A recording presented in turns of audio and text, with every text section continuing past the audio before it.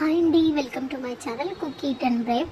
Today నేను చేసే recipe వచ్చి ఎగ్ రెసిపీ అనమాట. ఎగ్ ఫ్రై అంటారు, కొద్ది ఊర్లలో ఎగ్ బూజు అంటారు. So let's start our video. దీనికి కావాల్సిన ఇంగ్రీడియంట్స్ వచ్చి నేను 4 ఎగ్స్ తీసుకొని 3 వైట్ ఆనియన్స్ తీసుకున్నాను అనమాట. మీకు ఆనియన్స్ క్వాంటిటీ ఎక్కువ ఇష్టం అంటే మీరు ఆనియన్ క్వాంటిటీ ఎక్కువ తీసుకోవచ్చు. దీనికి కావాల్సిన ఇంగ్రీడియంట్స్ నేను ఇక్కడ చూపిస్తున్నాను కదా. తిరుగుమాత గింజలు, కరివేపాకు, ఆయిల్ అండ్ ఆనియన్స్, చావడ్ ఆనియన్స్. మీకు పచ్చిమిర్చి అలవాటు ఉంటే పచ్చిమిర్చి కూడా వేసుకోండి. ఫస్ట్ ప్యాన్ కాసేపు ప్రీ హీట్ చేసుకున్న తర్వాత అందులో తగినంత ఆయిల్ వేసి ఫస్ట్ తిరుగుమత్త గింజలు, కరివేపాకుని మీరు ఫ్రై చేసుకోవాలి. ఫస్ట్ ఫ్రై చేసుకున్న తర్వాత అందులో మీరు ఆనియన్స్ కూడా వేసుకోవచ్చు. నేను చూపించే రెసిపీ హాస్టలర్స్, బ్యాచిలర్స్ ఎవరైనా ఈజీగా చేసుకోవచ్చు. సో ఇందులోనే నేను అన్నీ సపరేట్గా కూడా ఫ్రై చేయకుండా ఒకటేసారి ఫ్రై చేశాను అనమాట. మీరు సపరేట్గా ఫ్రై చేస్తే ఎలా అవుతుంది అంటే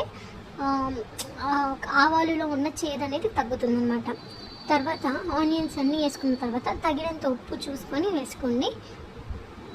మీరు తీసుకున్న ఆనియన్స్ క్వాంటిటీ బట్టి మీరు అది టేస్ట్ చూసుకొని ఉప్పు వేసుకోండి, ఎక్కువ ఎక్స్ట్రా వేసుకోకుండా. అర్థమవుతుందా?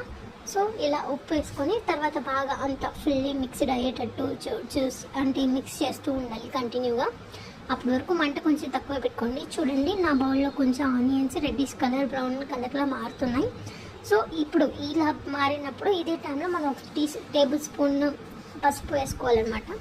పసుపు అనేది ఇప్పుడే వేసుకోవాలండి, మీరు మళ్ళీ లాస్ట్లో వేసుకుంటా అంటే పసుపు వాసన అలానే వస్తూ ఉంటుంది అనమాట.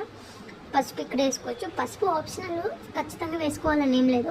కాకపోతే వేసుకుంటే కొంచెం టేస్ట్కి తగులుతుంది అనమాట. సో ఇలా అంతా బాగా హీట్ అయిన తర్వాత మంచిగా ఫ్రై చేసుకోండి. ఒక 30 మినిట్స్, ఒక 15 మినిట్స్ వరకు హై మంట మీదే చేసుకోండి. తర్వాత కొంచెం మంట తగ్గించుకొని లోగా పెట్టుకోండి. తర్వాత ఇప్పుడు మనం నెక్స్ట్ మెయిన్ పార్ట్ ఎగ్స్ అనమాట. ఎగ్స్ వేయాలి అన్నప్పుడు ఆనియన్స్ మీద వేసేస్తే ఎగ్ అనేది ఉడకదనమాట. సో మీరు ఇలా ఎగ్స్ తీసుకొని ఆనియన్స్ని 4 సైడ్స్ కార్నర్కి జరిపేసి ఎగ్స్ వేసుకోండి. తర్వాత ఎగ్స్ మధ్యలోనే స్మాష్ చేసేయాలన్నమాట.